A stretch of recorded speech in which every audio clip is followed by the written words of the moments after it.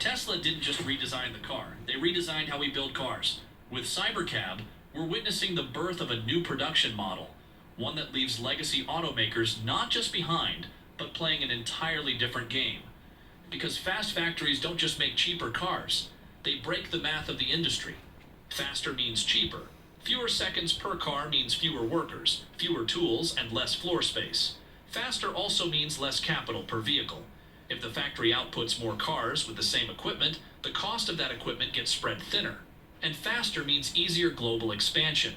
If the footprint is small and the cycle time is short, Tesla can replicate the system anywhere. Local factories, local materials, local delivery. And with humanoids, you don't even need to train a local workforce. Because from day one, your most expert workers will staff all stations in every production line worldwide. Cybercab isn't just a product, it's a template, a blueprint for how to build vehicles in the age of AI, and a proof point for a platform that scales.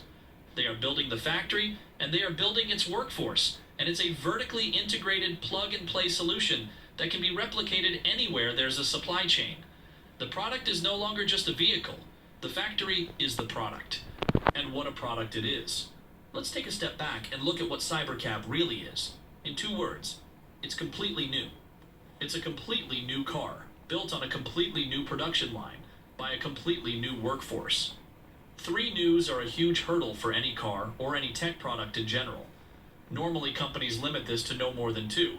For example, when starting a new factory, it's best to build a car you already build elsewhere.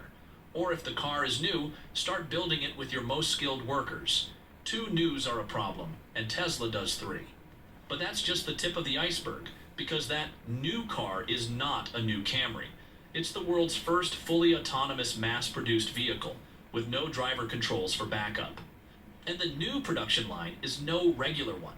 It's the world's first unboxed assembly system, using completely new manufacturing technologies that no one has tried before.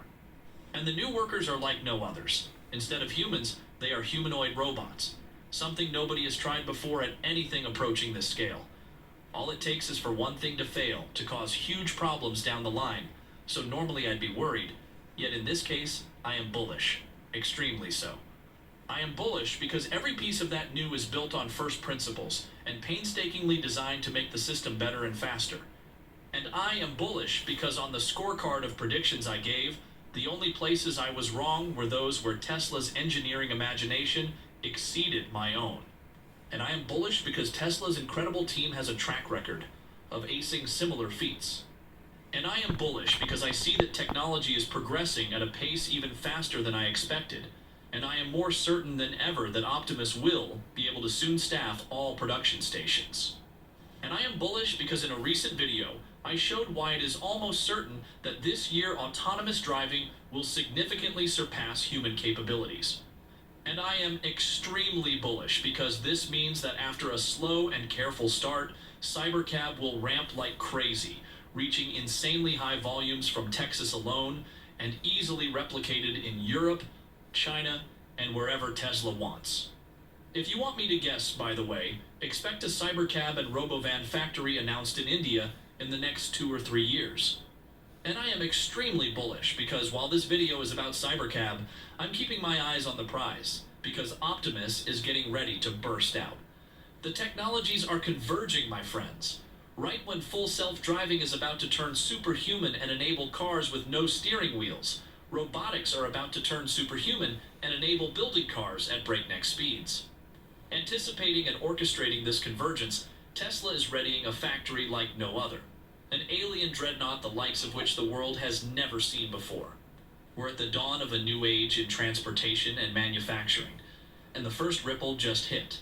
Because Cybercab isn't just a product, it is a turning point, and the disruptions are just getting started. What do you think? Which innovations did I get right, and what did I miss or get wrong? Will Cybercab's production line be fully automated on day 1, or will this take several years? And will Tesla's robo-taxi service be the hallmark of a new era, or will it flop like Waymo's ex-CEO now predicted? Let me know your thoughts below. If you found this video valuable, please hit that like button. It really helps the channel grow. Consider supporting me on Patreon or on X for as little as $1 a month.